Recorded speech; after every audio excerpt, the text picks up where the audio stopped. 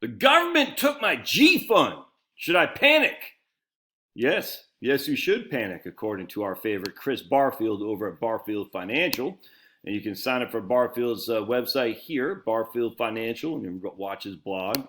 He posts this on LinkedIn, which is pretty good. So let's go into this right here. You should panic, but not for the reason you think. You should panic because we have debt right now over $28 trillion. And if we look at a trusty website, how many years is a trillion seconds? 1 trillion seconds is the equivalent of 31,709 years. That's how big the number of a trillion is. 1 trillion seconds is 31,709 years, and yet the government owes, and this is just our liabilities, never mind our unfunded liabilities, Social Security, Medicare, and Medicaid, of 28 trillion. Larry Kotlikoff, if you factor in the three big unfunded liabilities, would say it's about 200 trillion. Anyway, on top of that debt, there are over 400 people we've elected to run our country that appear to believe their entire purpose in life is to spend more. That's why you should panic. But you should not panic because the government has suspended investments into the G Fund. First of all, we need to understand how the G Fund works because they do not exist anywhere else in the world. You may be familiar with treasuries. These are official government bonds, loans that you loan to the government. You are, in fact, loaning the government money, and they'll pay it back with money. They're going to pay you back money plus interest. With these treasuries, you can lose money. The price of the treasuries goes up and down each day, but if you hold the bond until it matures, you will get your money back. All right. In the meantime, the price of the bond fluctuates each day. All right. So you can sell it for 10 months, 2 months from now before it matures. It might be more, might be less, but if you hold it to maturity, you will guarantee to get your money back. The G Fund is a special kind of U.S. Treasury. It is not available on the open market. It is only issued specifically by the G Fund for TSP. They also mature every single day. As such, the price does not change, hence the ability to not lose money. The one thing that changes in the amount is the interest they pay. Last year, it earned 0.97%. In the 90s, the G Fund was earning almost 9% a year. So that part changes, but the price itself does not. It's always at, say, $1. In most years, it returns slightly more than official inflation. Remember how I said the treasuries are a debt to the government? Well, the same is true of the G Fund. That is the money the government owes us. It represents an asset on your balance sheet, but a corresponding debit on the government's balance sheet. There's a rule out there. Specifically, it's this rule right there for the IRC, I guess, United States Code, that states the government cannot incur additional obligations. Those obligations would mean that the additional debt would put the government over the debt limit. The debt ceiling is a limit set by Congress as how much they can spend before they are constrained by nothing more than re-raising the debt ceiling.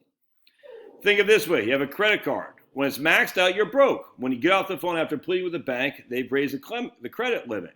You aren't broke anymore. That's the government finance. Oh my goodness, that's classic. When you raise your credit limit, you're no longer broke. Since the G Fund is a debt to the government, they cannot invest these special treasuries once they hit the debt ceiling. So instead of reinvesting the money each day, once we hit the limit, they can't do anything but suspend the investments.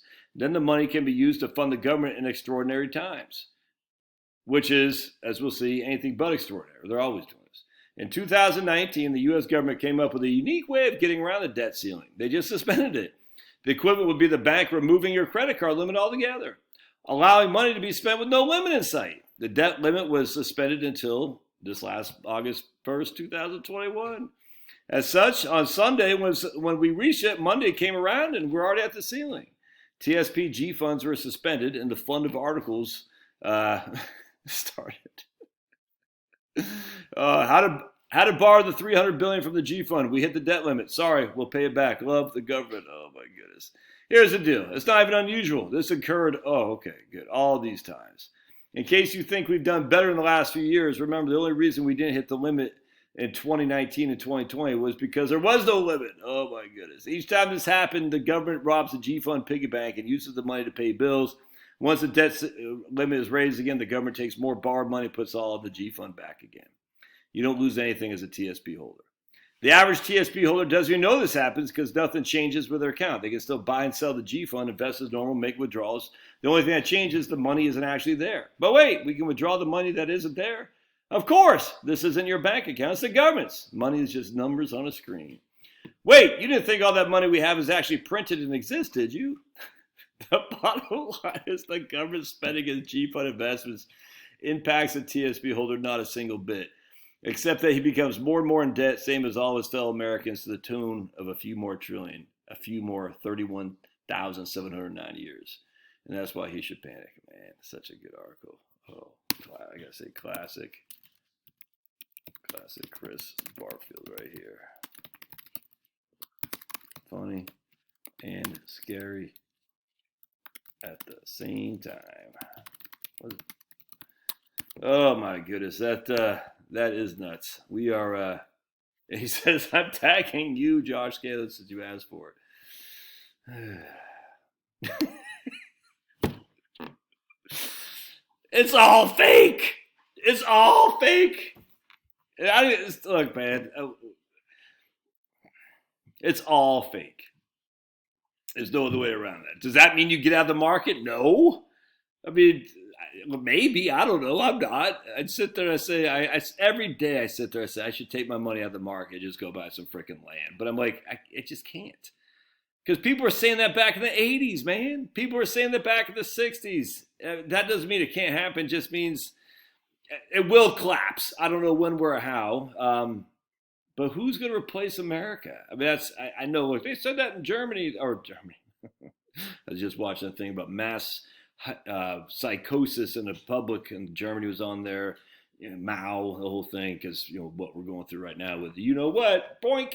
It's just a mass psychosis in the populace. And the last I saw was Germany, so it was top of the mind. But Rome can't fall. Caesar, Egypt, you name it, they can't fall, and they do. But when?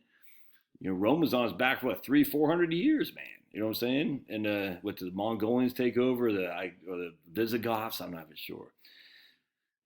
So what do? You just play along for the ride and enjoy it while you can, because it could last for many generations to come, or it might not. But the one thing I do know is that if it collapses and you are not prepared for the collapse because you have too much debt and you're freaking living too high in the hog, because you have to have that fancy schmancy car, you have to have the fancy schmancy clothes and all this, you have to be living high in the hog. We've just got to get accustomed to reducing our spending, and I'm talking to me right here, people, not just you. All right, I got to see what Finney's doing because he's chewing on something. All right, we'll see you.